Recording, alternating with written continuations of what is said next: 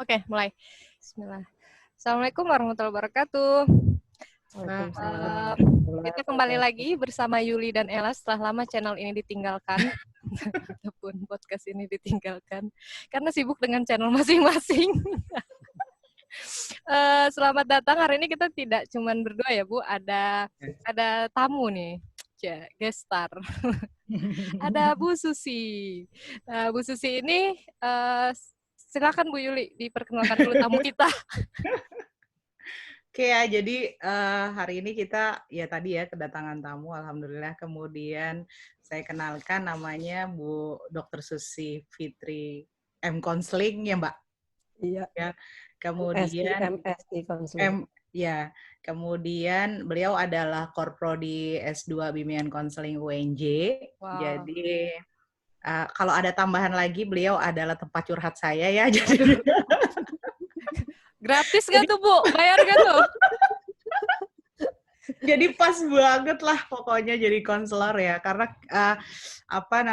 dengan konteks kondisi saat ini saya pikir sangat pas ya, khususnya nggak cuma buat saya gitu ya, jadi dosen ataupun artinya juga buat semua orang, plus khususnya juga buat mahasiswa kita ya dengan segala kondisi yang ada.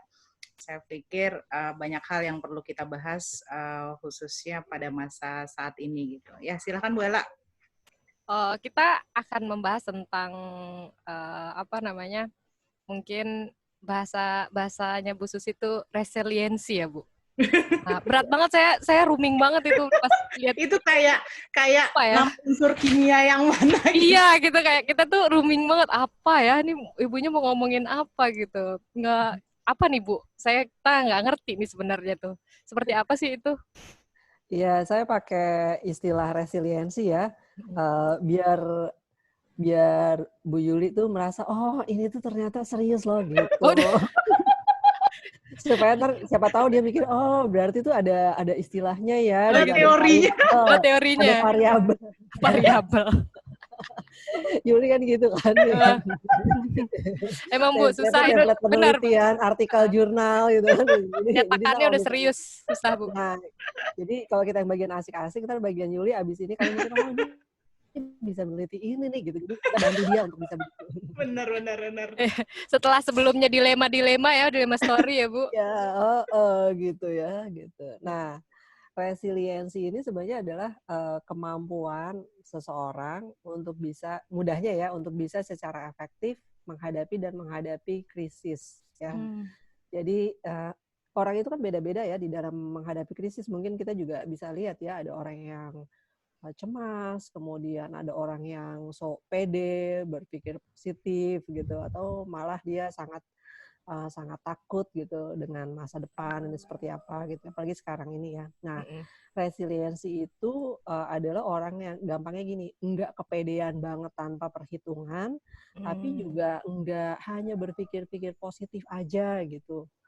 Sehingga semua data-data yang mencemaskan juga dihilangkan sama dia, atau juga bukan orang yang cemas aja gitu semuanya. Jadi resiliensi itu kata kuncinya adalah secara efektif menghadapi dan bila dimungkinkan beradaptasi untuk itu ya gitu. Berarti itu kira-kira resiliensi salah juga ya gitu. Bu, misalnya orang update setiap hari data corona gitu kalau saat seperti ini ya. Itu gimana Bu? Ya, nah nanti tuh kita akan akan berbicara mengenai strateginya gitu.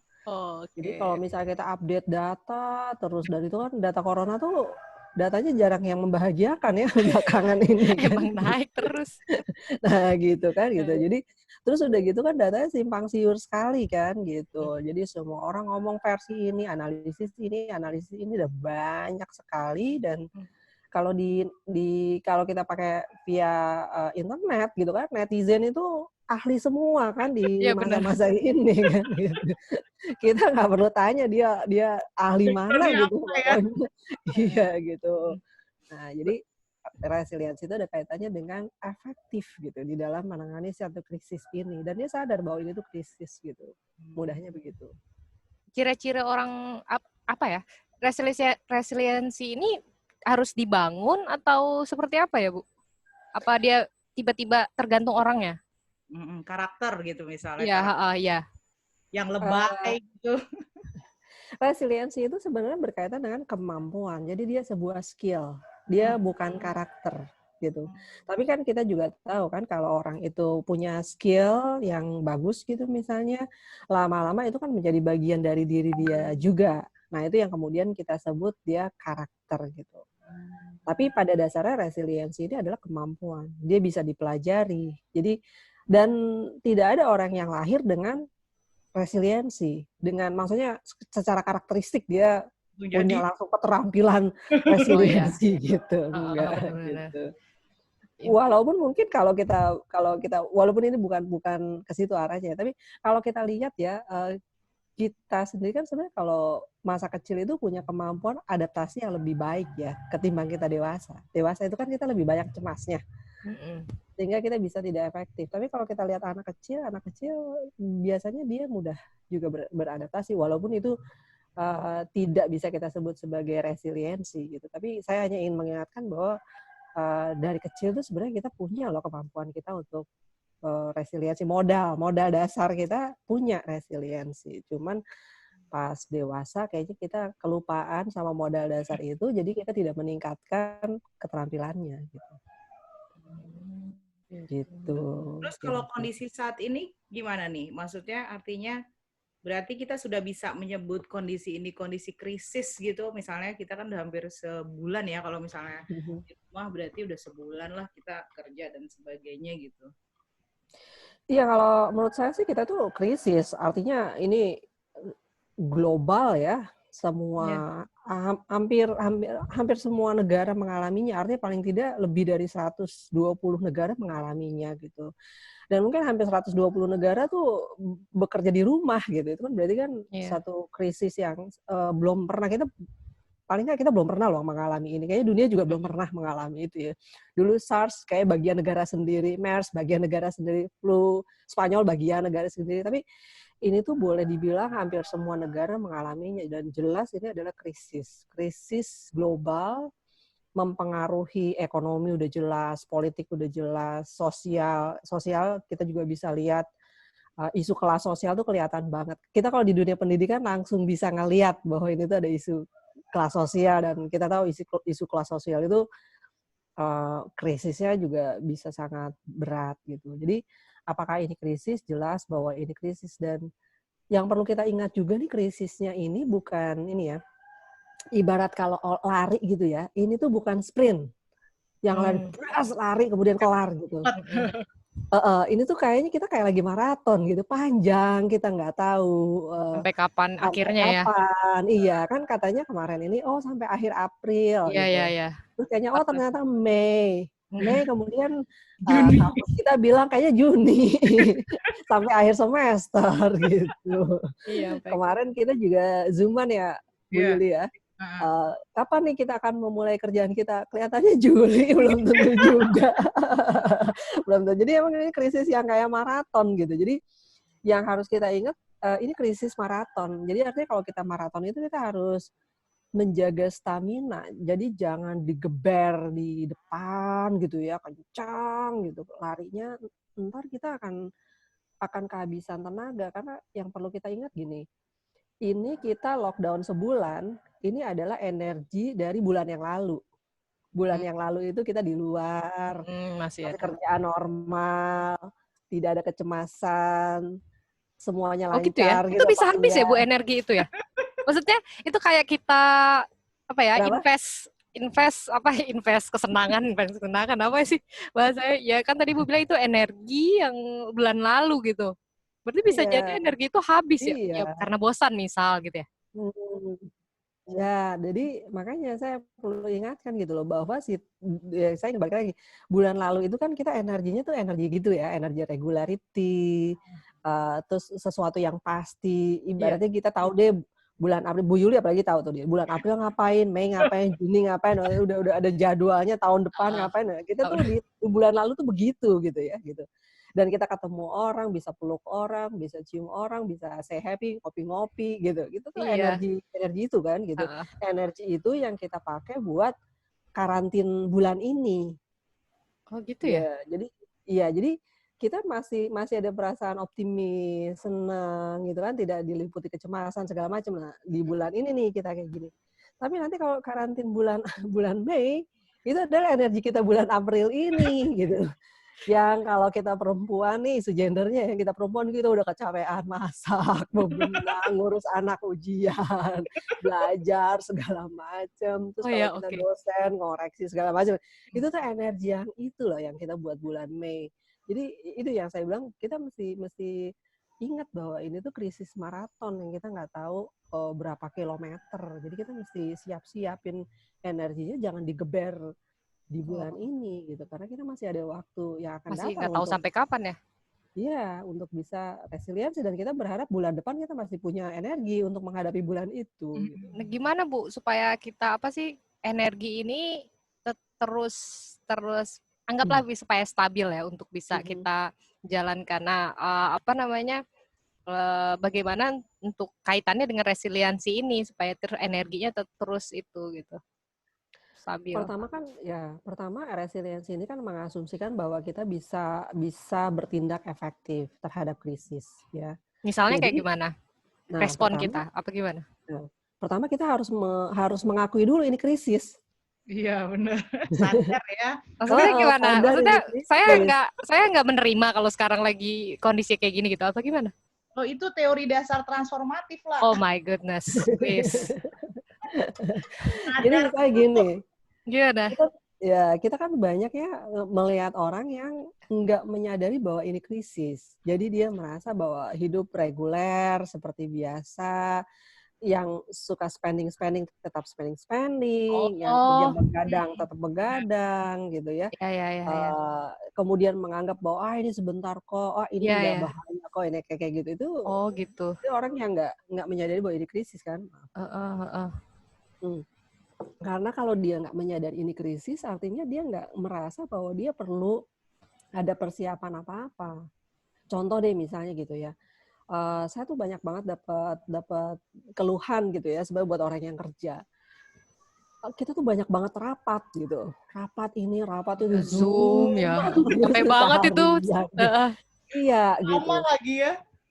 Iya, nah itu kan berarti kan sebenarnya kita masih ada semacam denial bahwa ini tuh krisis. Kita berpikir bahwa kita bisa menjalankan normal gitu, hidup dengan normal. Padahal kita nggak, kalau kita sadar krisis ya, pertama dia krisis, artinya kita harus hidup tidak dengan kebiasaan yang biasa. Gitu.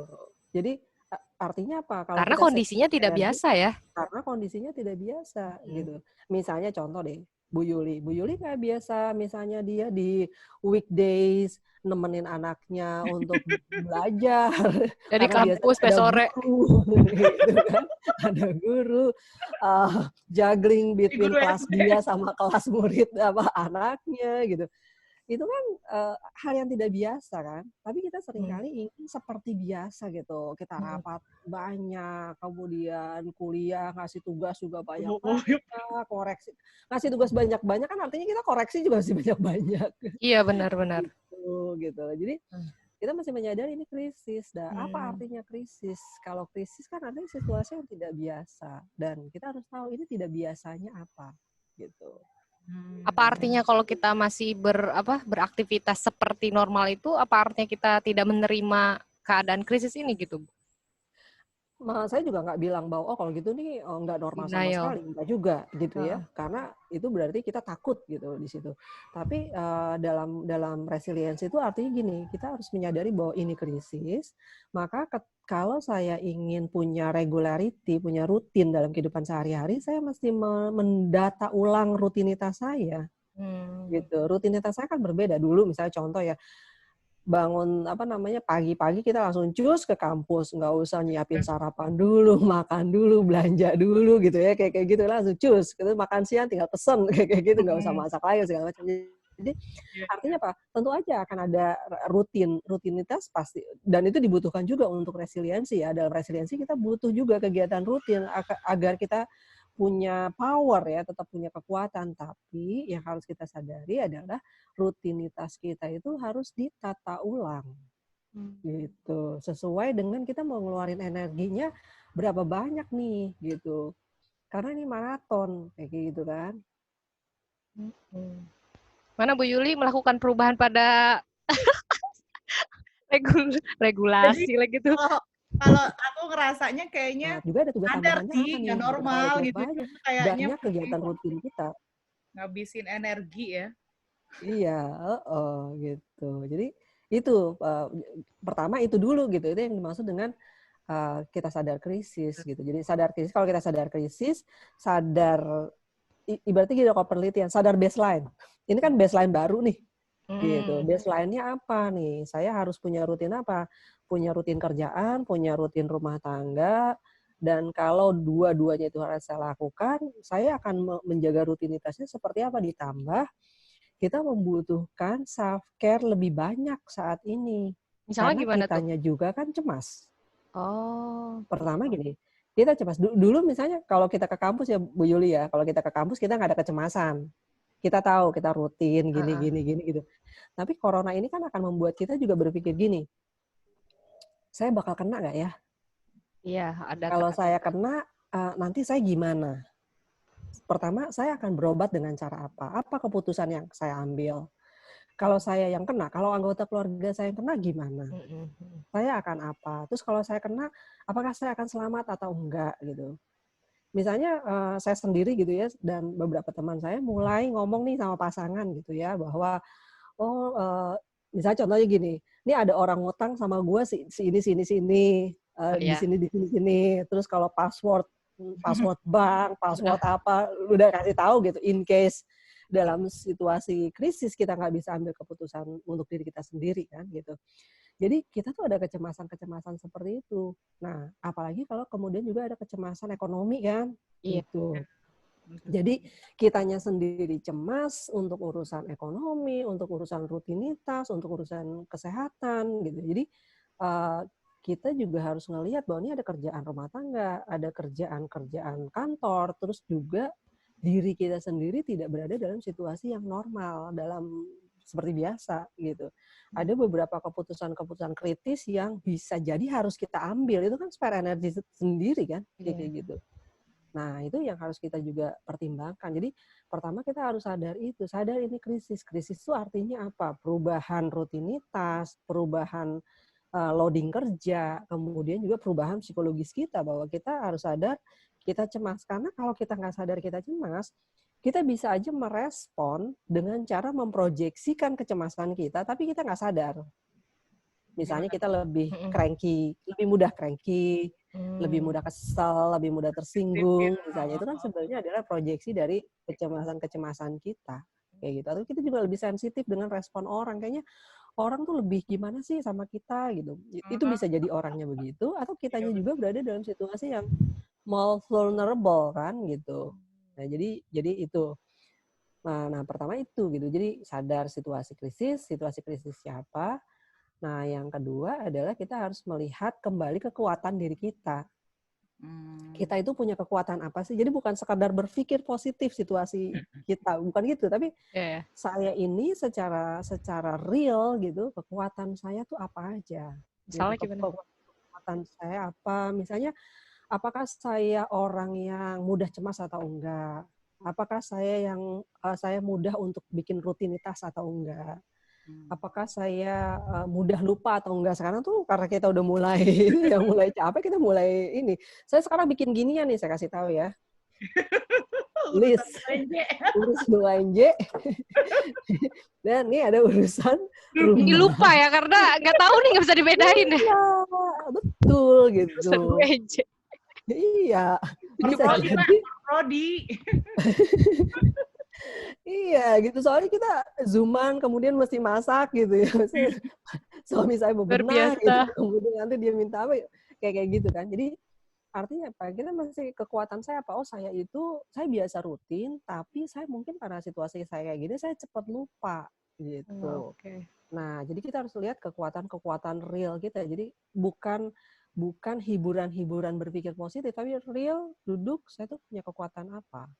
Dan di masa lalu kalau saya berada dalam situasi krisis, saya itu gimana sih respon-responnya? Kalau saya menghadapi orang yang lagi marah sama saya tuh gimana sih? Kalau menghadapi orang yang saya cemas, gimana sih? Nah, Jadi salah satu hal yang penting dalam resiliensi adalah kita lihat kekuatan-kekuatan kita itu seperti apa, ada nggak? Dan ini bisa tricky banget ya, karena kalau kita cemas atau depresi, kita cenderung untuk nggak ngelihat kekuatan-kekuatan kita gitu. Apalagi udah kalau suffer banget ya. kenapa? Kayaknya kalau udah depresi kan kita merasa pokoknya kita udah suffer, menderita banget orang lain.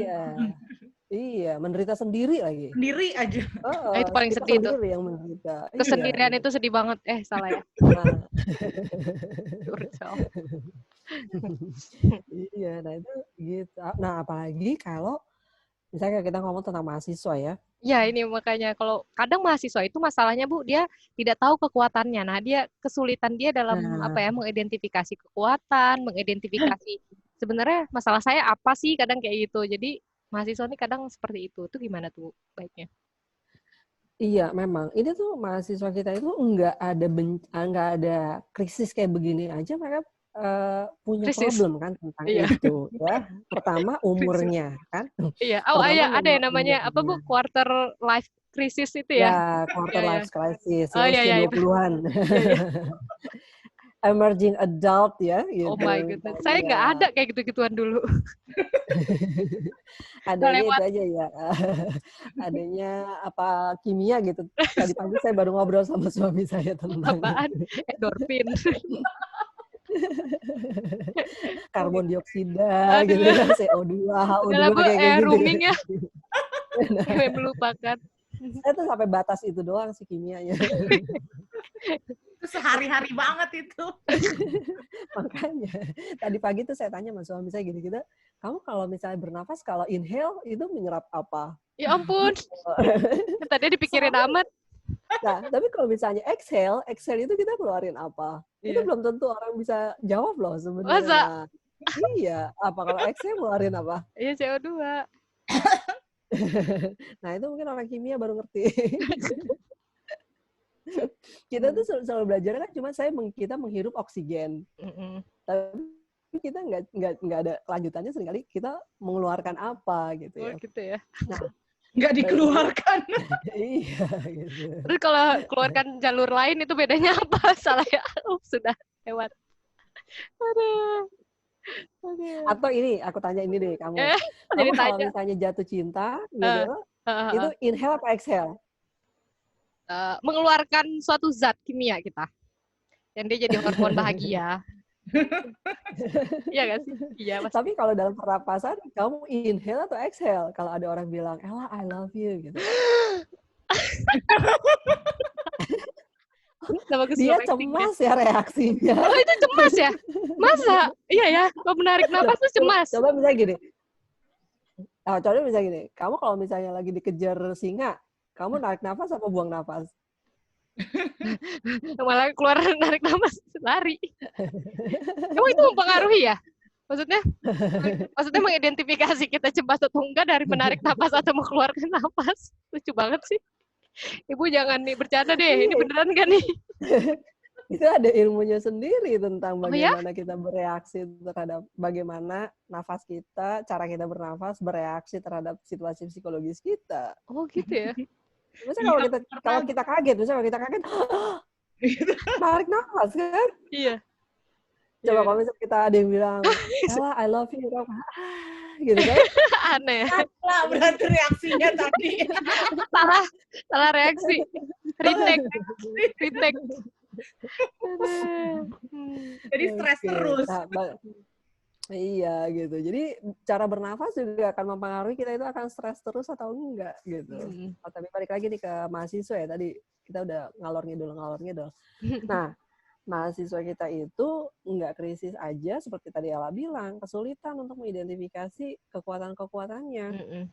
Karena kan mungkin mereka di dalam pengasuhan kita kan, dalam pengasuhan kita tuh kita lebih banyak untuk disebutkan kekurangan-kekurangan kita kan daripada kelebihan-kelebihan kita. Iya, kebiasaan. Sekolah juga lebih sering dilihat kekurangan-kekurangan kita daripada kelebihan-kelebihan kita gitu. Jadi anak-anak tuh biasa ngelihat kekurangan-kekurangannya. Coba tanya deh mahasiswa, kalau ditanya apa kekurangan kamu, mereka tuh bisa loh list cepet.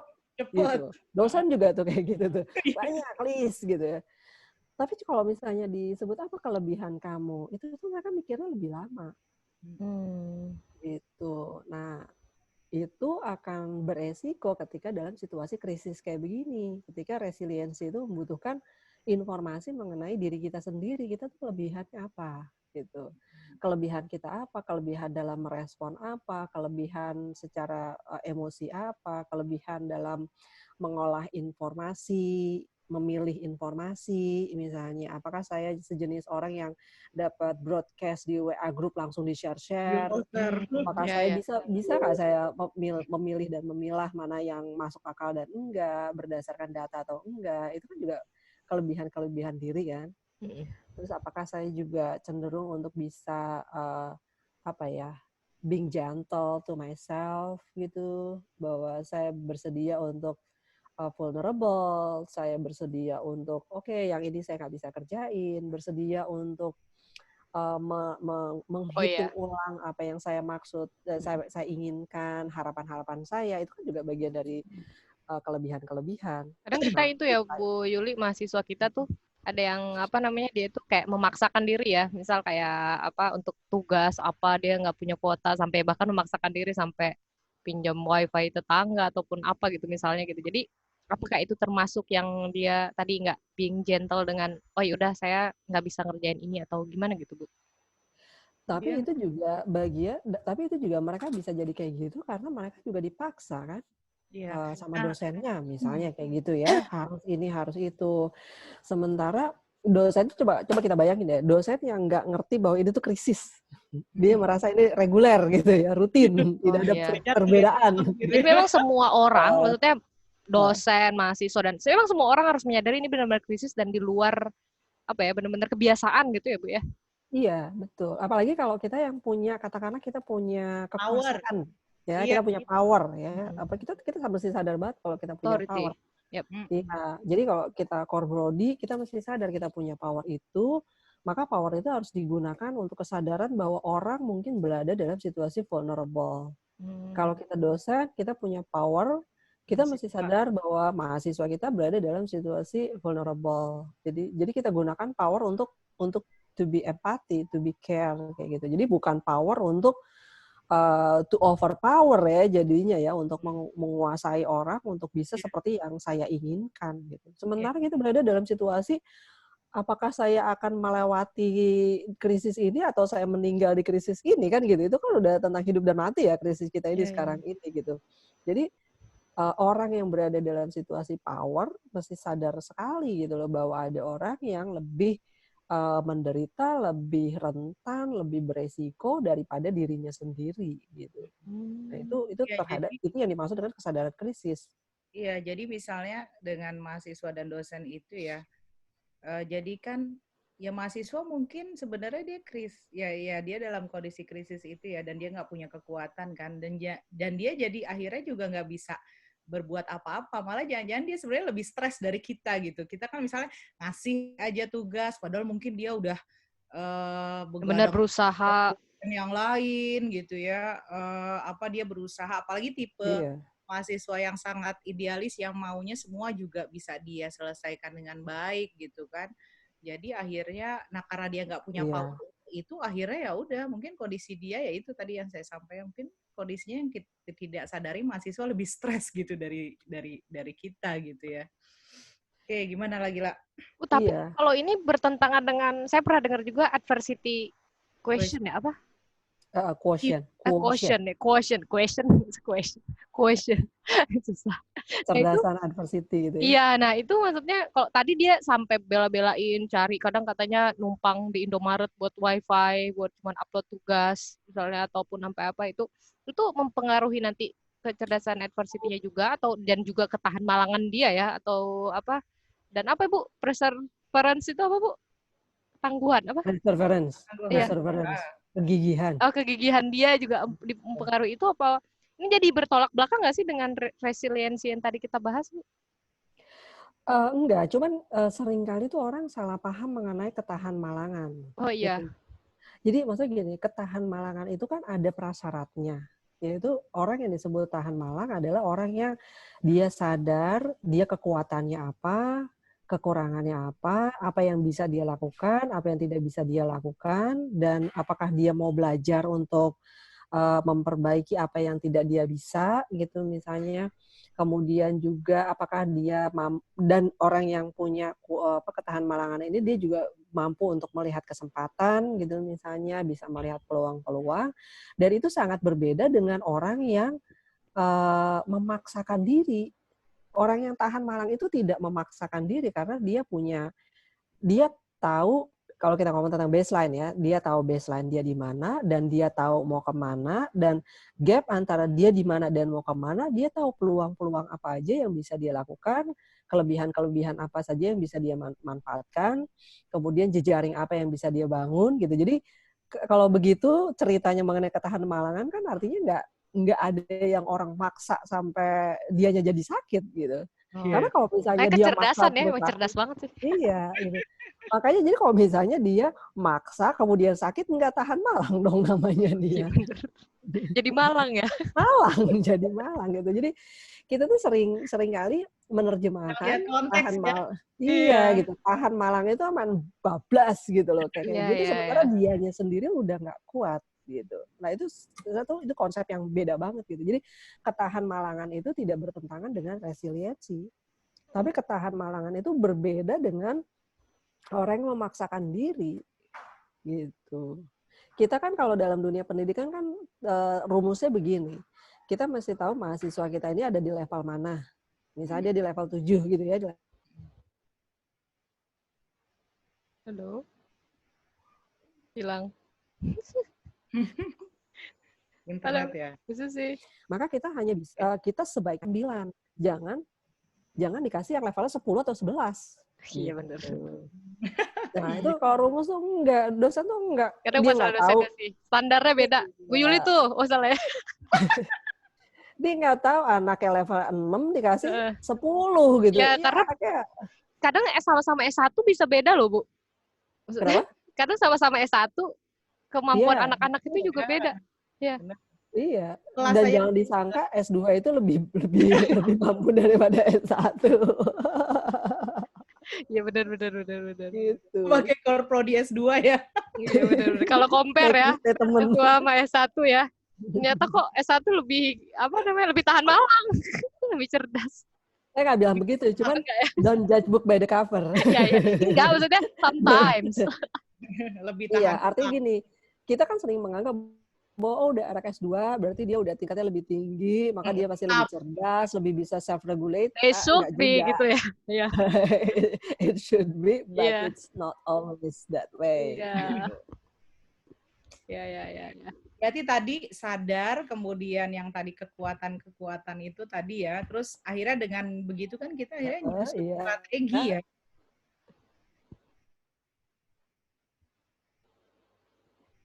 Halo? Iya, jadi kita bisa membuat rencana yang realistis. 1 tingkat atau dua tingkat. Halo? Ya. Dengar nggak? Ya. Halo? Ya. Masuk, Bet. Oke, ya. Ya, jadi kita harus membuat rencana yang realistis. Rencana yang realistis apa? Artinya rencana yang 1 tingkat atau 2 tingkat di baseline kita gitu. Jadi misalnya kayak balik lagi kayak level saya tuh sebenarnya level kecemasan saya tuh ada tuh di level 2 misalnya gitu. Maka artinya saya nggak terlalu cemas. Maka saya bisa membuat rencana-rencana yang level 3, level 4 gitu. Level yang lebih tinggi melewati kecemasan saya gitu. Kadang tapi jangan bikin rencana yang sampai 10. Kadang bisa gini nggak sih, Bu? Misal, saya sebenarnya nggak cemas sih dengan kayak gini corona, tapi ternyata suka sakit perut, suka sakit apa gitu. Maksudnya mungkin nggak? Maksudnya secara pemikiran kita merasanya nggak itu, tapi fisik kita tuh responnya, ya. Gimana tuh, Bu? Tiba-tiba marah-marah. Iya, benar kayak gitu. Atau ternyata stres dengan tekanan tugas, tapi kita ngerasa aku nggak stres gitu. Iya, karena kan kita bisa denial. Ini ya, itu termasuk denial ya? Pikiran kita kan bisa denial. Iya kan? Artinya gini, manusia itu kan makhluk yang cerdas. Nah, termasuk cerdas untuk denial. Dan juga cerdas untuk bikin alasan-alasan. Semakin cerdas seseorang, alasannya makin canggih kan? Gitu. Iya, betul juga sih. Gitu. Nah, jadi emang bener, bisa aja kita secara pikiran tuh kayaknya, enggak, gue gak berasa cemas, enggak gue berasa ini, gak berasa ini, ya bisa jadi. Tapi kalau misalnya kemudian reaksi psikologisnya enggak sesuai dengan ketidakcemasan, artinya gini, kalau orang nggak cemas itu apa sih secara psikologis ya? Kalau dia nggak cemas kan berarti dia tenang. Jadi kalau misalnya ada orang marah dia tenang, kalau ada orang cranky sama dia bisa tenang, kalau misalnya ada keputusan yang mendadak harus dia buat dia bisa berpikir dengan jernih, kan itu kan? Dia nggak sakit perut, dia nggak pusing, nggak migrain, nggak pengen makan, nggak kebanyakan tidur, itu tuh gitu. Orang tenang. Mentionnya mirip semua ya, mentionnya mirip semua Bu. Tanda-tandanya tidur, kebanyakan makan, nggak bisa tidur, insomnia ya. Nah itu gitu, kalau misalnya merasa nggak apa-apa tapi insomnia gitu, nah itu berarti mungkin kan gini ya, manusia itu gini, kalau manusia itu nggak bisa berbicara lewat pikirannya, maka dirinya akan berbicara lewat tubuhnya kan gitu. Jadi pertama-tama kita penting banget tuh menyadari tubuh kita, sadar tubuh gitu ya pertama-tama gitu. Karena tiap kita sakit apa tuh ada penanda psikologisnya. Misalnya kalau sering migrain, sering back pain, asma, itu kan sebenarnya penyakit-penyakit yang relate sama stres, psikologis apa ya. gitu ya. Iya, benar-benar. Jadi gitu. Jadi gimana Bu strateginya supaya kita kalau misalnya kita punya itu,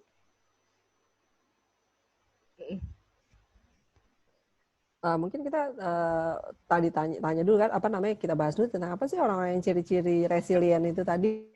Ya pertama itu tadi, pertama dia punya sadar tentang kemampuan-kemampuannya, kekuatan-kekuatannya, dan juga dia sadar tentang resiko-resiko dia gitu. Jadi dia nggak semata berpikir positif untuk menghibur diri, tapi dia kalau dia beresiko dia sadar dia resiko. Misalnya kalau dalam situasi corona kan katanya kan yang beresiko itu kan mereka yang punya asma misalnya atau punya penyakit paru-paru. Nah dia tahu tuh gitu, tahu dia saya beresiko. Kalau saya beresiko maka saya harus menghindari ini. Saya harus banyak ini. Nah itu yang kita sebut dengan sadar terhadap kemampuan diri gitu. Bahwa saya mampu ini, yang ini mungkin enggak, yang ini saya enggak tapi mungkin saya bisa pelajari, atau saya bisa pelajari saya pelan-pelan belajarnya gitu misalnya. Nah, kemudian kalau dia bisa begitu, maka kita akan masuk ke ciri yang kedua, yaitu dia bisa membuat rencana-rencana yang realistis gitu, yang sesuai dengan kemampuan dia, konteks dia, situasi dia, peluang-peluang yang mungkin gitu ya. Juga misalnya apakah ada hal-hal yang bisa dia kendalikan atau tidak. Kalau nggak bisa dikendalikan, bisa nggak mempengaruhi gitu. Saya nggak bisa mengendalikan, tapi saya bisa mempengaruhi orang yang bisa mengendalikan gitu misalnya. Dia juga tahu gitu hal-hal kayak gitu. Dan terutama tuh resiliensi, terutama dalam situasi krisis ini kan pertama-tama kita akan menghadapi emosi ya. Sebelum yang lain-lain tuh kita akan berhadapan dengan emosi gitu. Nah, orang yang resilient itu dia mampu mengelola emosi-emosinya dan juga impuls-impuls yang kuat. Impuls-impuls yang kuat tuh misalnya kadang-kadang tuh kan kalau kita cemas, kita tuh berpikirnya ke masa depan. Ya, overthinking, overworrying gitu nggak sih? Iya, misalnya kayak mahasiswa saya nih, misalnya gini. Pertanyaan yang sekarang lagi ngehits banget ya. Apa tuh? Aku bisa lulus nggak sih Mbak tahun ini gitu. Saya bisa lulus nggak sih semester ini gitu. Oh iya, kalau di BK harus manggilnya Mbak ya atau Kakak? Umumnya, ya umumnya gitu. Salah dong aku ya manggil Bu Susi ya.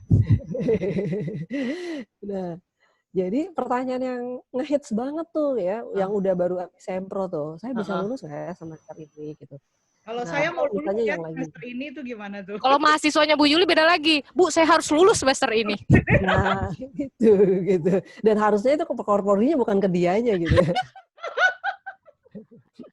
Nah, itu kan mereka tuh galau gitu. Iya. Nah, itu gimana tuh? Berarti dikoreksi dosen sedikit galau. Koreksi sedikit galau gitu. Nah, itu gimana artinya tuh? Mereka tidak artinya kan mereka tidak bisa mengelola impuls kan gitu. Baru dikoreksi satu. Seharusnya respon yang diberikan kalau bagus tuh gimana? Kan artinya gini, pertama ini contoh kalau misalnya kita ngomong tentang corona dan skripsi ya.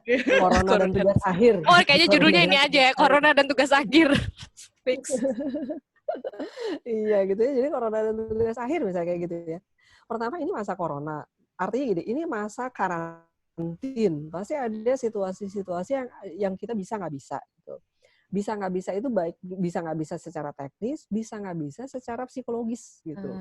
Atau misalnya juga secara praktek sehari-hari. Misalnya gini, kalau biasanya kita kerja di kampus, nggak usah direcokin katakanlah dengan kerjaan rumah nih mahasiswa gitu. Misalkan dia diminta ngerjain ini, bantuin adeknya, bantuin ibunya, bapaknya segala macam gitu. Dengan kerja waktu di kampus, pasti kan situasinya beda banget tuh. Apalagi kalau kita lihat misalnya rumahnya dia nggak ada ruangan private untuk bisa berpikir kayak gitu ya. Padahal nulis tugas akhir itu kan butuh banget berpikir yang tenang gitu ya misalnya. Nah, jadi pertanyaan tentang saya bisa lulus nggak ya? Saya biasanya tinggal jawab aja, ya kamu bab 1-nya udah kelar belum? Gitu. Juga. Ya, pengen lulus bab 1 belum kelar di bulan itu. April. Oh, itu sering Bu kayak gitu. Iya gitu. Jadi ngomong aja nggak ada intinya. Iya.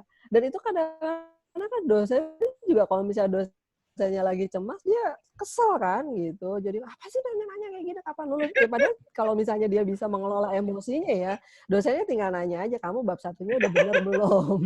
Iya benar. Bab 2-nya udah belum? Iya. Kadang kita tersulut ya. Tapi Kamu ini aja belum gitu. Iya gitu. Padahal tinggal ditanya aja, ini Iya, udah benar. belum? Ini udah belum? Gitu. Oh, kadang ada Bu yang memang kadang ditanya aja jadinya lagi marah Bu. Ini skrip saya sudah dikoreksi belum? Kamu nanya terus, Ibu lagi sibuk, misalnya gitu. Ada juga ya Bu respon-respon yang kayak gitu. Iya. Soalnya juga mahasiswa kadang-kadang kan juga gini misalnya ya. Dia baru ngasih hari ini. Ya, 2 hari lagi nanya. Besoknya lagi dia udah nanya pagi-pagi. Iya gitu. Mbak, bener saya udah ngasih revisian nih. Kapan? Tadi pagi. Nanya terus jam 3 sore ditanya. Kayak makan obat sehari 3 kali. Kita bermasak habis gosong. Terus jadi bad mood gara-gara gosong. Iya, gara-gara gosong bad mood. Kebetulan nih ada mahasiswa yang cari gara-gara gitu ya. Udah dia kena ketimpahan. Gara-gara gosong. Oh bener ya, berarti dengan WFH ini bahkan emosi kita lebih bisa tercampur baur ya Bu, karena kemungkinan kita multitasking lebih besar karena kita di rumah, ya nggak? Iya, dan terutama buat orang-orang yang tidak biasa multitasking. Kan nggak semua orang biasa multitasking, ya gitu. Dan emosi itu kan dia bukan sekat-sekat. Nah, resiliensi itu menyadari sekat-sekat itu. Ini tuh misalnya gini, kalau dalam kerjaan rumah tangga saya berantakan dan kemudian ada mahasiswa nanya-nanya kayak begitu, saya bisa aja kan sebelnya sama rumah tangga itu. Iya. Tapi ini ada mahasiswa yang wrong time, wrong place. Iya benar. Nah, kemudian dia jadi kena. Sebenarnya dia nggak wrong place sih. Wrong time. Gitu. Tapi kalau misalnya saya sadar ini mahasiswa nggak ada urusannya nih dengan emosi saya yang tadi gitu. Emosi itu kan dia impuls ya. Seringkali dia langsung begitu. Nah, semakin orang itu tidak terbiasa punya kemampuan yang disebut sebagai emotional literacy, maka dia semakin nyampur tuh semuanya. Habis berantem sama suami, kesal sama semua anak, ya, tiba-tiba mahasiswa datang nanya, Bu, skripsi saya semuanya. Kapan direvisinya? Kamu ngasih kapan? Tadi pagi udah, baru dimaki-maki tuh. Semuanya kena bad mood. Iya, gitu. Ya. Jadi resiliensi itu bisa membedakan kita menempatkan emosi juga ya. Sadar tentang kalau saya kesal, ini kesalnya kesal sama apa? Dan apakah saya akan memproyeksikannya atau enggak? Gitu. Oh ya sering ya Bu, kadang kayak gitu. Kadang kita nggak tahu kita kesalnya sama apa. Iya, betul. Itu bahaya banget itu. Iya, sebenarnya iya benar Bu, saya pernah melakukannya. Jadi saya kesel sama beberapa orang gitu. Terutama orang terdekat biasanya yang kena. Sahabat ataupun apa ya. Jadi saya kesel sama dia, padahal saya nggak tahu saya kesel sama siapa ataupun sama apa gitu. Bahaya ya gitu ya. Bahaya banget. Halo Bu Susi, masih ada di udara? Halo? Iya, karena kita itu kan nggak belajar literasi emosi masa pengasuhan ya. Iya. Masa pengasuhan nih, misalnya kita waktu masih kecil, kita berantem sama adik kita misalnya gitu kan. Terus ibu kita kan nggak nanya, kamu rasanya gimana? Kamu merasa apa? Oh gitu ya? Kita nyalain aja Kamu langsung. merasa marah, merasa kesel, merasa sedih, kecewa, cemas, menyesal. Iya, kamu tuh berantem mulu sih sama adik kamu gitu. Kita nggak, jadi ya gitu, kamu berantem mulu sih. Oh jadi gitu. kita harus mengajarkan bahwa dia harus bisa mengidentifikasi emosi dia sendiri ya? Iya, karena kan itu bagian dari literasi emosi. Artinya orang semakin dia punya bahasa emosi, semakin dia tahu dia bahasa emosinya apa. Mengenali emosi adalah prasyarat untuk bisa mengelola emosi kan gitu. Tahu itu emosi gimana gitu. Dia bisa membedakan, contoh yang di kita tuh seringkali nggak bisa bedain. Marah dan kecewa, sedih dan menderita, misalnya luka dan kesepian. Itu kan seringkali kita nggak terbiasa membedakan itu. Nah, jadi anak-anak yang terbiasa ditanya. Jadi kalau anak-anak biasa ditanya, misalnya dia ada peristiwa apa, tanya, kamu rasanya apa yang kamu rasakan? Perasaan kamu apa? Nah, itu kita mengajarkan literasi emosi. Nah, kalau anak-anak udah bisa, aku marah, aku sedih, aku kecewa, aku ini, nah dia bisa kemudian kita membantu dia untuk melihat responnya tepat atau enggak. Misalnya dia sedih, responnya kok kayak marah. Dia marah kok responnya kayak takut. Gitu. Jadi koherensi emosi kan juga penting. Nah, orang yang resilient, yang bisa mengelola emosi, pertama-tama dia mesti sadar dulu, bisa nggak dia mengidentifikasi emosinya sebelum dia mengelolanya kan? Kita tidak bisa mengelola sesuatu yang tidak kita kenal. Bahkan yang kita tahu aja kita nggak bisa mengelola. Saya sih nggak bisa. Misalnya misalnya saya kerja dengan seseorang, saya tahu. Saya kerja ya, misalnya saya iya benar. Oh, saya sering.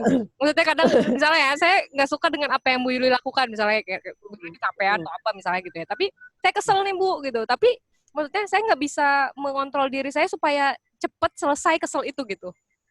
Iya, karena kamu juga gak bisa bilang kan sama Bu Yuli, Bu saya kesel dengan apa yang saya bilang kadang Bu.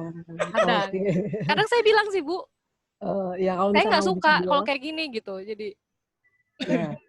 Sebenarnya kalau misalnya kamu udah bisa mengatakannya, itu jalan pertama yang baik gitu. Nggak semua orang bisa mengatakannya kan gitu. Jadi bisa aja dia sebel, misalnya kamu kerja sama saya, tapi karena saya korprodi, kamu nggak enak, adalah takut bos, nilai, takut SP3 atau apa, sekarang SKP gitu. Ada ya? SKP-nya di bawah 9. Kok aku nggak takut ya? Kamu mungkin belum sadar konsekuensinya. Iya benar. Waduh, bahaya nih kayak korprodi. Kayak gitu, misalnya orang itu too powerful untuk kamu bantah gitu misalnya gitu. Itu kan juga susah kan gitu. Sementara kamu kesal banget gitu sama dia, tapi kamu nggak bisa mengekspresikannya, atau bahkan ada kalanya juga kita nggak sanggup untuk mengakui perasaan itu. Misalnya kayak dalam konseling gitu ya, banyak sekali sebenarnya konseling saya itu tidak bisa mengidentifikasi perasaan marah mereka sama orang tuanya karena begitu takut jadi anak durhaka. Oh, gitu. Values gitu ya, ada values gitu.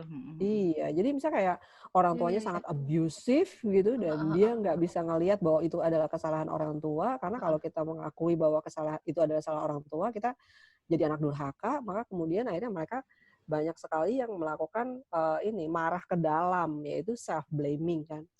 Itu kan membuat mereka nggak bisa mengidentifikasi perasaan. Nah, mereka yang terbiasa dengan emosi yang mix kayak begini, yang nggak bisa mengidentifikasi, dan kemudian juga jadinya nggak bisa mengelolanya karena nggak punya keterampilan untuk itu, jadi akan beresiko di masa krisis ini karena mereka tidak memiliki satu ciri penting dalam resiliensi, yaitu mampu mengelola emosinya dan mengelola impuls-impulsnya. Keren banget sih, aku nggak pernah belajar kayak gini kayaknya ya. Oh, kayaknya nggak pernah belajar ya. Aku sih suka ya, daripada belajar kimia terus. Salah ya? Iya, maksudnya, apakah pendidikan kita sekarang itu ya mengajarkan untuk hal yang kayak gini nggak sih Bu? Maksud saya kayak anak mengekspresikan emosinya dalam mengidentifikasi. Karena kalau saya kecil, ya maksudnya emang karena saya jauh dari orang tua juga ya, saya memang menulis diary gitu kan ya memang, tapi nggak terbiasa mengungkapkannya tadi, perasaan, emosi gitu-gitu. Iya, saya pikir sih pertama gini, apakah sekolah kita mengajarkan tergantung guru BK-nya. Kalau guru BK-nya bagus dia pasti ngajarin. Waduh. Penting tuh ya guru Karena BK. saya nggak pernah ngerasa guru BK tuh penting. Maaf ya, maksudnya karena kayaknya apa ya? Saya nggak ada yang saya ingat kayaknya dari pelajaran guru Cuma BK. ini, kalau aku yang ingat guru BK cuma nentuin, kalau udah besar mau jadi apa, udah selesai. Iya benar, atau pemilihan penjurusan ya kan? Ya. Itu kan. Ya itu doang. Jadi saya nggak pernah belajar, maksudnya dapat insight, oh harus seperti ini ya gitu. Ataupun baru sekarang saya berpikir ini penting mungkin. Iya, karena guru BK itu kan dia harus memberikan bidang bimbingan dia kan paling nggak 4 tuh. Bidang bimbingan pribadi, bidang bimbingan sosial, bidang bimbingan belajar, bidang bimbingan karir. Nah, pertanyaan tentang kamu mau jadi apa itu bidang bimbingan karir doang. Iya benar.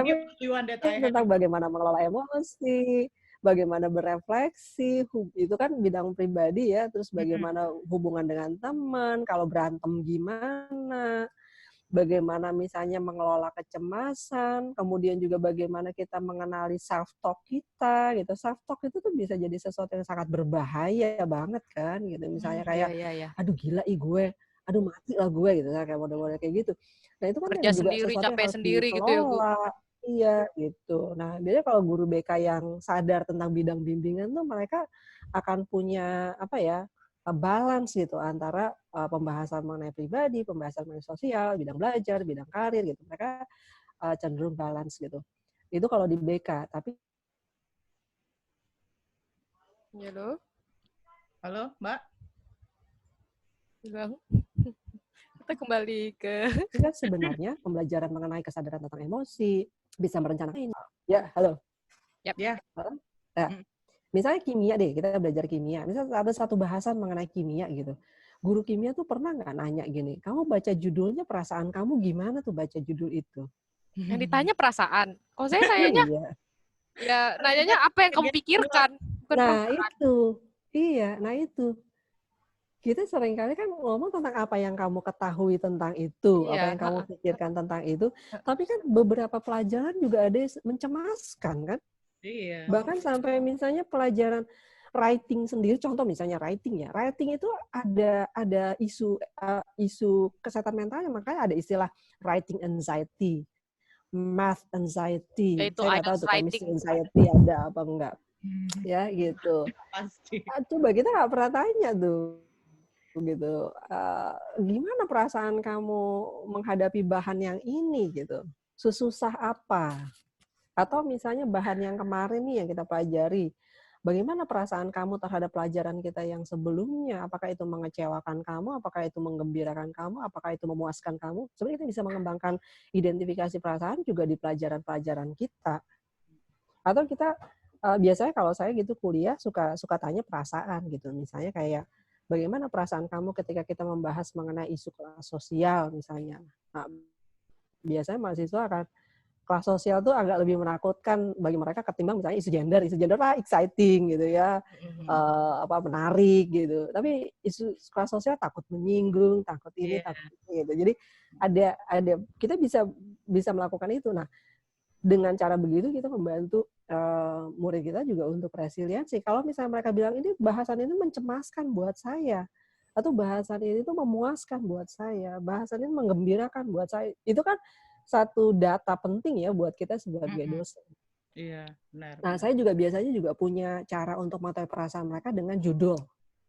Misalnya kayak, nih kita akan ngomong masalah ini nih. Nah, kamu sendiri akan memberi judul apa? Judul kalau dia adalah lagu gitu. Kalau pelajaran kita sekarang ini adalah lagu ini kamu judulnya apa? Dari situ tuh kita bisa identifikasi tuh perasaan mereka apa. Contohnya menarik gitu. banget ya. Kita nggak bisa kayak gitu kayak Bu Yulia. Enggak, aku udah melakukan. Kalau oh ya? Iya. Misalnya lagi topik apa, how do you feel, terus representing by picture gitu. Dia kirim gambar. Jadi shock juga kadang ngelihat picture-picture yang anak-anak kirim ya. Ya Allah, ternyata itulah kondisi mereka. Misalnya kita tanya bagaimana perasaan kamu tentang UAS. Misalnya hari ini aku kasih surprise UAS gitu.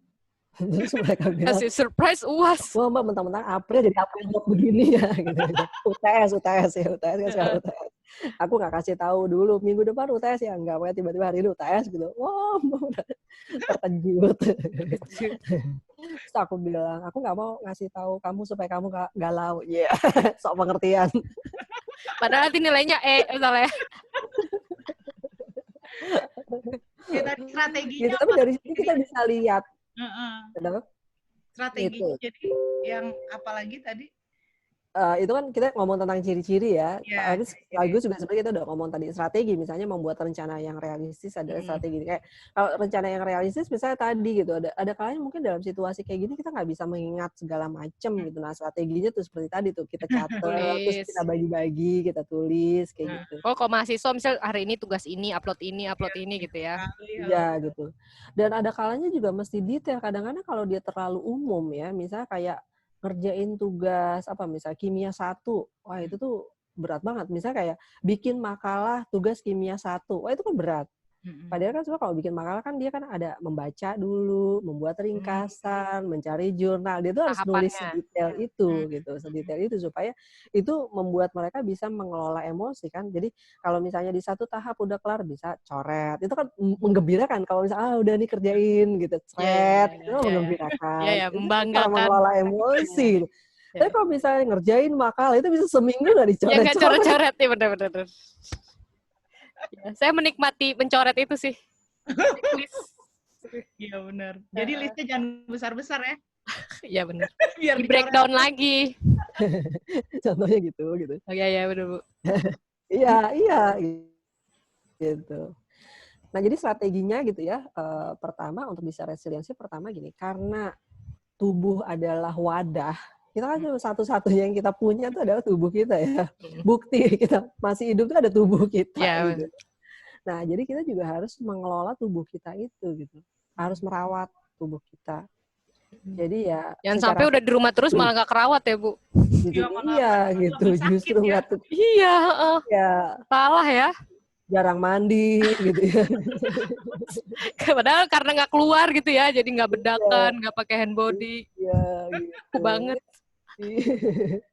Padahal justru kita harus dirawat gitu. Jadi ya mandi paling nggak 2 kali gitu, terus sarapan. Terus kalau yang biasa pakai hand body ya dipakai walaupun di rumah kan enak wangi, moisture gitu ya. Iya betul. Dan makan juga gitu. Dalam situasi kayak gini kan kita kan sering kali makan tuh nggak teratur ya. Maksudnya nggak teratur itu jadi banyak gitu. Jadi makan sarapan jam 7. Ya, Bu Yuli, lah jam segini, ini malam nih Bu, lah jam segini lapar makan apa ya? Iya gitu. Kita makan 3 kali sehari, cemil 5 kali sehari. Iya, ntar panggang ini apa ini? Iya gitu. Itu kan juga mengganggu kesehatan kita kan. Gitu. Jadi emang makan harus kita perhatikan, kemudian juga minum, apalagi sekarang kan musim pancaroba dan corona kan juga katanya beresiko tenggorokan segala ya. Jadi minum, makan harus benar, tidur terutama, istirahat. Jadi makanya saya sebenarnya tidak terlalu menyarankan tugas terlalu banyak gitu sama mahasiswa, walaupun katanya rebahan adalah being hero gitu sekarang gitu ya. Tapi memang kalau dia sampai begadang itu kan membuat juga resiko. Gitu. Kemudian olahraga tuh udah pasti tuh harus olahraga, berjemur. Jadi paling enggak fisik gitu. Fisik kita harus harus mampu untuk menanggung psikis kita gitu. Harusnya jadi fisik kita harus kita perhatikan. Gizi gitu misalnya. Harus tahu kita asupannya apa. Jangan nggak boleh banyak makan gula-gula gitu misalnya, itu harus benar-benar kita perhatikan. Nah, masalahnya adalah orang yang stres itu cenderung mengabaikan hal yang kayak begini. Nah, jadi pelampiasan ya? Iya, jadi pelampiasan. Nah, jadi dia harus sadar juga apa yang dia sudah makan. Gak apa-apa lah lagi kayak gini gitu ya? Iya, dan itu tuh alasan. Iya, supaya gue happy. Tapi kalau sakit nggak happy gitu kan. Iya, benar-benar. Itu pertama tubuh benar-benar. Nah, kemudian juga hadapi sumber stresnya. Misalnya kalau di rumah itu kan sumber stresnya banyak ya. Misalnya hubungan dalam keluarga itu juga bisa bikin stres. Kemudian juga hubungan dengan dosen bisa bikin stres, hubungan dengan teman-teman sekelompok bisa bikin stres juga gitu. Nah, kita harus bisa belajar menghadapi stresornya gitu. Jadi artinya yang dimaksud dengan menghadapi itu adalah gini. lihat masalah realnya itu apa. Nggak usah digede-gedein, tapi juga nggak usah dikecil-kecilin banget gitu. Jadi misalnya kalau mahasiswa curhat gitu sama saya selalu tanya, ini masalahnya apa? Misalnya dia cerita masalah dosen, oke dosennya ngomong apa, ngomongnya gimana, terus kamu sendiri responnya apa, kenapa kamu berespon begitu, menurut kamu itu responnya tepat atau enggak, apakah itu dibesar-besarkan atau enggak, gitu. Jadi menghadapi stresor dengan data yang sebenarnya, itu yang saya sebut dengan di sini dan sekarang. Problemnya tuh apa sekarang, gitu. Jadi nggak usah bawa-bawa sejarah lagi, pelajaran sejarah udah lewat. Jadi yang dulu-dulu ya diungkit-ungkit. Ya, nah gitu. Misal kalau kita di rumah kan Mama banget tuh biasa diungkit-ungkit. Mama dan kakak-kakak tuh kayak gitu. Lalu juga kayak gitu dulu gitu. Dulu gitu. Sekarang tuh apa? Iya. Sekarang tuh masalahnya apa? Konteksnya gimana? Dan juga kita tuh harus bertanya gini, apakah dia sengaja atau enggak? Nah, kadang-kadang kita suka lupa tuh. Apakah orang itu, misalnya ada orang sumber stres kita gitu ya, melakukan itu sengaja atau enggak. Yang bikin kita, tapi banyak orang kan sebenarnya melakukan tindakan yang menyebalkan buat kita, dia nggak sengaja. Iya, benar. Nah, kita dia nggak tahu gitu. Bahkan gitu, Bu. Maksudnya kalau itu membuat kita kesal gitu. Sengaja gitu. Iya, gitu. Iya, gitu. Seperti kamu tadi bilang, kadang-kadang kita nggak tahu emosi kita sendiri lah. Kadang-kadang kita sendiri aja nggak tahu tentang diri kita, apalagi kita so tahu dengan orang lain kan gitu ya. Jadi kalau saya selalu berasumsi terhadap orang lain, saya nggak tahu gitu. Saya nggak tahu dia apa sih yang dia maksud. Gitu. Oh gitu ya, biar clear, biar. Iya. Oh. Iya. Buat apa kita menduga mind reading? Buat apa kita mind reading orang itu kan nambah-nambahin masalah kita. Bener juga ya. Kita mikirin, dia kayak gini nih, gini nih, ngapain ya? Iya, capek-capekin deh, bener. Iya. Pertama capek-capekin, terus kalau kita klarifikasi ternyata dia nggak begitu gitu. Kan percuma banget. Capek deh. Iya gitu. Dia pasti gini nih, dia pasti mikir gini lah. Belum tentu. Ya bener. Ya bener banget. Kayak gitu. Jadi proporsional. Proporsional itu termasuk dalam memilih informasi seperti tadi misalnya masalah corona gitu ya. Sebenarnya seberapa penting banget sih kita tahu berapa orang yang meninggal tiap harinya, ya jumlah yang positif, yang ini, yang seberapa pentingnya banget gitu hal kayak begitu. Penting banget kalau kamu aktivis tuh, karena kamu bisa menekan pemerintah. Nah kalau misalnya cuma baca doang dan kemudian rebahan, ya kan, kamu kesel. Itu bukan sesuatu yang bisa kita kontrol. Kecuali kalau kadang kita membaca sesuatu itu merespon dengan kesel tau Bu, kadang. Iya. Nah, terus udah gitu padahal si pembuat beritanya juga dia lagi dikejar-kejar deadline sehingga dia nggak bisa klarifikasi. Kan sering banget ya kayak gitu sekarang. Jadi kita baca berita yang tidak terklarifikasi gitu. Terus ngapain kita baca model berita yang kayak begitu? Terus misalnya, nih pemerintah tidak bisa menanganinya. Ya, dari dulu kan emang pemerintah kita gitu ya. Not surprising ya. Not surprising gitu. Itu hal baru. Iya, benar. Dari 40 tahun yang lalu itu bukan hal yang baru gitu. Iya, benar. Jadi kenapa sekarang itu menjadi hal baru gitu kesannya gitu. Iya. Kalau pemerintah kita telat ini, telat itu. 40 tahun yang lalu kayak begitu. Telat. Kitanya yang telat memahami. Nah, iya gitu. Jadi kecuali kita mau ngambil tindakan, misalnya kita mau sign petition, misalnya gitu, kita ingin menekan nih anggota DPR kita, nih anggota DPR ini paling enak nih sekarang nih, nggak pernah ada yang protes ke dia. Kita milih siapa, dia menang, kita nggak pernah protes ke dia gitu. Terus gaji, kan? Iya, gaji jalan terus gitu. Misal, untung mereka nggak dapat THR sekarang ya, kalau nggak tuh BT-in yang lain juga. Nah, kecuali kalau kita emang mau membuat tindakan gitu, kita tahu nih, ini nih mereka tuh berantakan banget di kerjanya. Oke, saya akan nulis ke anggota DPR saya bahwa kamu harus menekan pemerintah untuk begini. Tapi kalau mengetahui itu hanya untuk membangun empati kita, Nah, artinya kan kamu tahu untuk apa. Makanya seleksi Oh, informasinya. jadi kita menyeleksi juga ya apa yang kita Iya, cari ya. iya. Misal saya nyari informasi mengenai mana sih klinik-klinik dekat rumah saya. Apakah mereka punya APD atau enggak Iya, gitu. ya. Apakah mereka punya masker atau enggak. Bagaimana situasi Di dokter kelurahan dan saya perawat ya. di kelurahan saya. Berapa orang sih di kelurahan saya yang Iya, udah ya. kena dan kemudian meninggal. Karena itu yang paling relevan loh buat kita. Iya, ya. Gitu. Dan jadi kita bisa bertindak gitu untuk apa. Tapi bahwa misalnya di Jakarta sekian ribu orang, ya itu jangan tiap hari, perlu sih, tapi jangan tiap hari. Seminggu sekali boleh lah gitu ya untuk lihat gitu ya, baca. Jadi selektif gitu. Semua informasi ya harus kita seleksi. Jadi kitanya proporsional juga. Tidak cemas untuk hal yang sebenarnya tidak diperlukan. Karena kalau kita cemas kan akhirnya yang akan kena tuh orang-orang deket kita. Iya, benar banget. Ya, kalau kita ibu yang kena anak dan suami. Karena nggak berani ke orang lain, tiba-tiba nyalahin. Iya. Omel. Gitu. Betul. Tiba-tiba gara-gara Tiba-tiba pemerintah nggak bener, Ya, gara-gara pemerintah nggak bener ngomel sama pasangan. Ini apa sih pemerintah kayak gini? Lah, kok gue yang diomelin? Iya, benar-benar salah banget ya. Iya, gitu. Nah, berita itu bisa sangat menyebalkan, gitu. Oke, Bu. Gitu. Nah, kemudian juga kita harus bisa memperhatikan respon cara kita menyelesaikan diri. Gitu.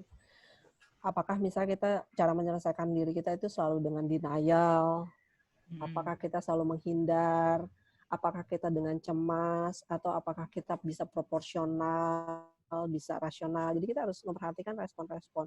Dan orang itu masing-masing bisa jadi punya personal coping. Ini namanya personal coping. Personal coping yang berbeda-beda di setiap area dirinya gitu. Misalnya, saya kalau urusan kerjaan saya bisa nih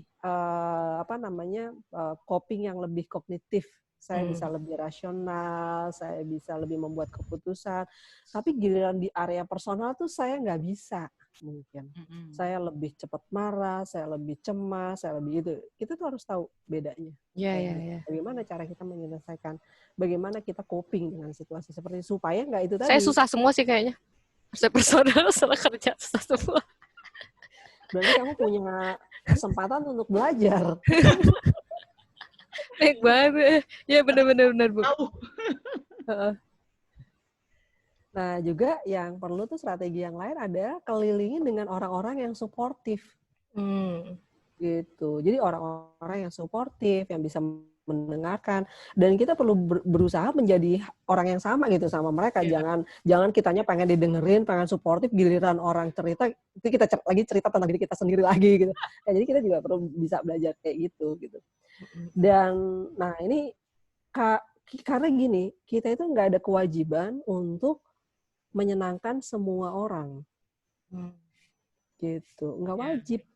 Ya, nggak ada kewajiban untuk itu.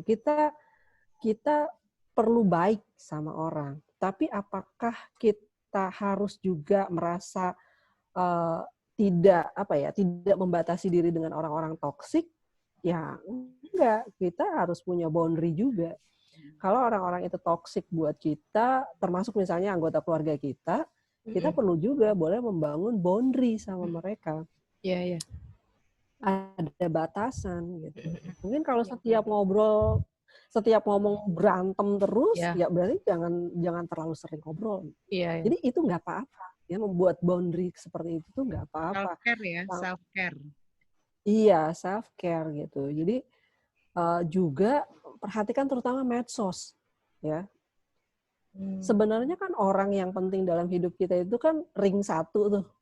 Ya, keluarga kita tuh ring 1 tuh. Termasuk ring 1 juga kan sahabat-sahabat kita kan.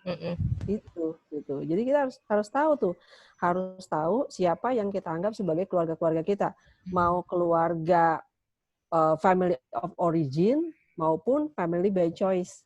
Teman-teman kita kan family by choice. Nah, kita harus tahu siapa family kita. Itu orang yang paling penting gitu buat kita. Nah, sisanya ring 2-nya siapa tuh? Kolega-kolega kita misalnya, orang-orang yang kerja sama kita. Jadi harus ada ringnya. Siapa ring 1 kita? Siapa ring 2 kita? Sisanya siapa yang di luar gitu. Nah, orang toksik ini ada di mana? Kalau orang toksiknya itu ada di ring 5, ngapain amat kita ngabisin waktu sama mereka? Kalau dia medsos, delete aja, unfriend gitu. Kalau takut Oh silaturahmi. iya benar. Saya pernah baca tuh ada artis yang dia unfriend ataupun unfollow yang lain-lain yang menurut dia nggak manfaat tuh akun-akunnya gitu. Iya, atau juga begini misalnya, saya juga ada ya teman saya yang kalau saya baca medsosnya itu tuh toksik banget. Tapi kalau saya ngobrol secara pribadi, enggak. Bisa ya orang begitu ya? Bisa Banyak, gitu. banyak. Nah, jadi unfollow akunnya, ngobrol secara pribadi sama dia. Tapi bilang nggak? Gue unfollow lo Itu gitu. kan lebih. Bilang nggak? Buat apa? Nggak ketahuan kecuali unfriend. Oh gitu ya? I have been doing that. Ngapain kamu? Itu tuh kayaknya ngundang orang ngegampar kamu deh kayaknya. Nggak bilang. Tahu banget. Kayak ini ya, kompor gitu ya. Iya, kamu delete terus bilang, lu gua delete ya. Terus dia marah. Itu ya, kamu ngundang orang ngegampar kamu. Oh gitu ya. Oh, berarti nggak semua kejujuran itu bagus ya? Maksudnya itu kan hal yang tidak perlu. Kan kejujuran itu kan tidak perlu harus menikam. Oh, kadang nggak tahu. Lu kok nggak ini? Lu hapus. Nih, saya ada, Bu. Lu kok Bu, Ibu ngapus nomor saya, Bu. Saya nggak bisa lihat status Ibu lagi. Kadang gitu. Saya kayak gitu karena yang nggak ada di kontak saya nggak bisa lihat status gitu-gitu kan. Bu, saya nggak bisa lihat Ibu marah sama saya, Bu. Ibu blok saya gitu-gitu ada. Padahal saya nggak nyimpan nomor dia dari dulu. Tapi dia merasa di blok apa gitu. Ya sebenarnya kalau misalnya emang nggak nyimpan, kamu bilang aja, saya nggak pernah nyimpan nomor kamu. Kita tidak bisa menyenangkan semua orang. Iya, lucu banget. Ya. Tapi toxic, ya. Tapi kalau dia mahasiswa, makanya kalau buat saya tuh gini, yang penting itu di dalam hubungan kita dengan mahasiswa ya, adalah relasi. Sejauh mana kita itu punya hubungan yang genuine, hubungan yang autentik gitu. Kalau hubungan kita sama mereka genuine dan autentik, maka ketika kita harus ngomongin sesuatu yang nggak enak, itu bisa. Jadi kalau kita nggak punya relasi yang kayak gitu, itu tuh susah gitu. Karena akan sangat mudah untuk tersinggung, marah, atau mereka down gitu. Tapi kalau misalnya kita membangun relasi bahwa saya biasanya marah hanya kepada perilakunya, bukan kepada orangnya. Bahwa saya misalnya juga memaafkan mereka kalau mereka melakukan kesalahan-kesalahan yang tidak disengaja, yang eksidental, yang kasuistik. Dan saya juga misalnya memberikan keringanan-keringanan ketika mereka mengalami kesulitan-kesulitan. Saya pikir itu relasi kan dibangun lewat itu. Maka ketika kita mengatakan hal yang nggak enak, misalnya kayak kadang-kadang saya juga ngomong sama mahasiswa, misalnya, kamu gimana sih kok kayak gitu kamu ngerjainnya? Itu bisa sejauh kita punya relasi yang kayak gitu. Tapi kalau kita nggak punya relasi, kemudian kita ngomong feedback yang negatif, itu mahasiswa entah dia akan marah, entah down, entah mereka tersinggung kayak gitu. Jadi kalau saya gitu prinsipnya, kalau dalam kuliah terutama, pertanyaannya tuh bukan apakah mahasiswa saya itu akan ngerti pelajaran saya, bukan itu gitu. Tapi apakah saya bisa membangun relasi yang genuine dan autentik sama mereka. Karena kalau mereka nanti lulus, apalagi kalau mereka jadi guru ya, yang akan mereka bawa adalah itu, bukan pelajaran kita. Pelajaran kita ya kadang-kadang mereka ingat, kadang-kadang enggak kayak gitu. Tapi ini menarik. Nanti mungkin bahasan selanjutnya bisa itu. Ya, oke. Nah, kayak gitu. Jadi itu dulu gitu. Nah, itu kan juga memperlihatkan kepada mahasiswa bagaimana membangun relasi dengan murid.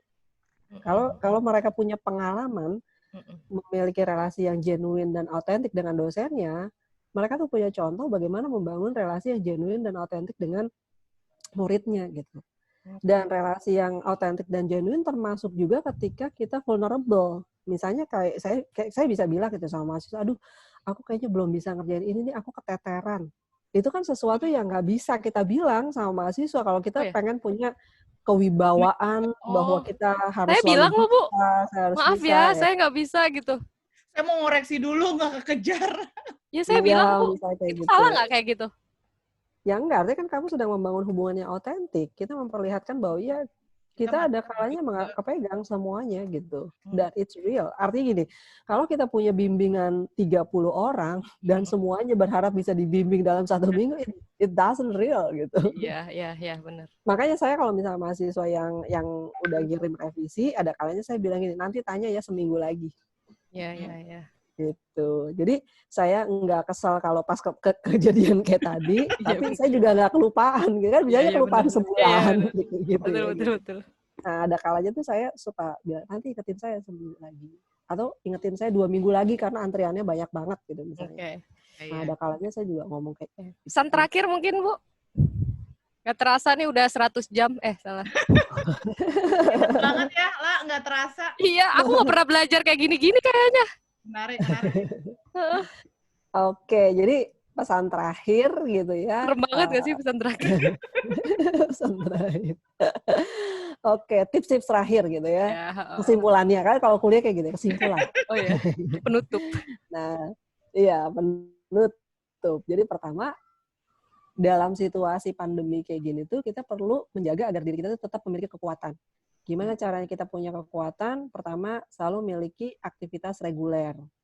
Jadi tahu rutinitas. Kemudian fokus pada apa yang bisa kamu kontrol. Jangan terlalu memikirkan sesuatu yang nggak kamu kontrol. Jadi ketika berhadapan dengan situasi, tanya, saya punya kontrol nggak terhadap ini?